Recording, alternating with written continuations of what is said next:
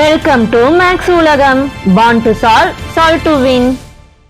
First இந்த ரிலேஷனுக்கு set builder form கண்டுபிடிச்சிடலாம். அதாவது இங்க PQன்னு ரெண்டு செட் இருக்கு, அது ஒரு ரிலேஷன் சொல்லியிருக்காங்க. ரிலேஷன்னா என்ன அர்த்தம்? கண்டிப்பா இந்த PNQன்ற செட் வந்து ஏதோ ஒரு கண்டிஷனை ஃபாலோ பண்ணும்.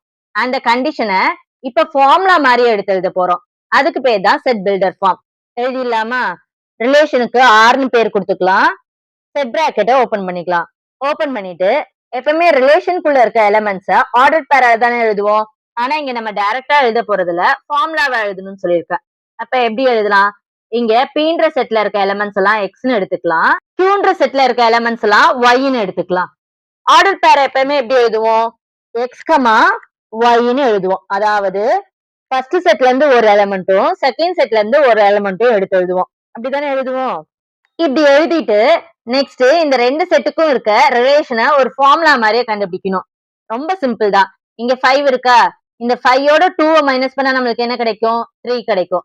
நெக்ஸ்ட் இந்த 6ஓட 2 மைனஸ் பண்ணா 4 கிடைக்கும். நெக்ஸ்ட் இந்த 7ஓட 2 மைனஸ் பண்ணா 5 கிடைக்கும். Yன்ற எலிமெண்ட் எப்படி கிடைக்குதுன்னா Xன்ற எலிமெண்ட், அதாவது இந்த ஃபர்ஸ்ட் செட்ல இருக்கு பாத்தீங்களா, அந்த எலிமெண்ட்ஸோட 2 மைனஸ் பண்ணா கிடைக்கும். கரெக்டா? அப்ப இங்க எப்படி எடுத்து எழுதலாம்னா x, y such that y is equal to x minus 2.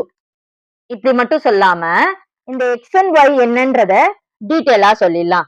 அதாவது இங்க xன்றது belongs to set P and y belongs to set Q.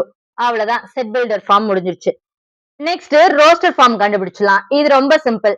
இந்த ரெண்டு செட்ல மேப் ஆயிருக்கு பாத்தீங்களா, இந்த நம்பர்ஸ மட்டும் ஆர்டர் பேரா எடுத்து எழுதணும். எடுத்து எழுதுனா என்ன கிடைக்கும்? ஃபர்ஸ்ட் 5 வந்து 3க்கு மேப் ஆயிருக்கு.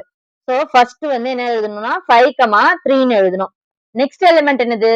6 வந்து 4க்கு மேப் ஆயிருக்கு. சோ 6, 4ன்னு எழுதணும்.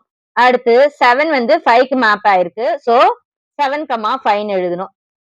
8 எந்த நம்பருக்கும் மேப் ஆகல, சோ அதை எழுதக்கூடாது. செட் பிராக்கெட்டை க்ளோஸ் பண்ணிடலாம். நெக்ஸ்ட் இந்த ரிலேஷனோட டொமைனும் ரேஞ்சும் கண்டுபிடிக்க சொல்லியிருக்காங்க.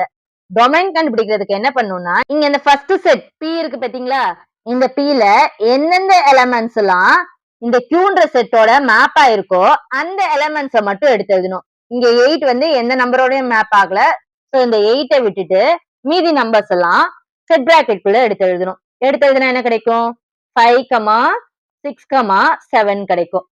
நெக்ஸ்ட் ரேஞ்ச்னா இந்த செகண்ட் செட் இருக்கு பாத்தீங்களா, இந்த செகண்ட் செட்டுக்குள்ள இருக்க இந்த மேப் ஆன எலிமெண்ட்ஸ் எல்லாம் எடுத்து எழுதணும்.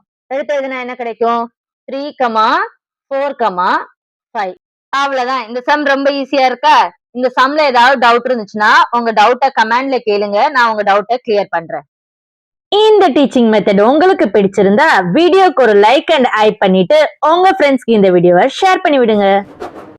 முயற்சி செய்த யாருமே தோத்து போனதா சரித்திரமே இல்லை. வெற்றி பயணம் தொடரும். இணைந்திருங்கள். நான் உங்கள் பிரபா.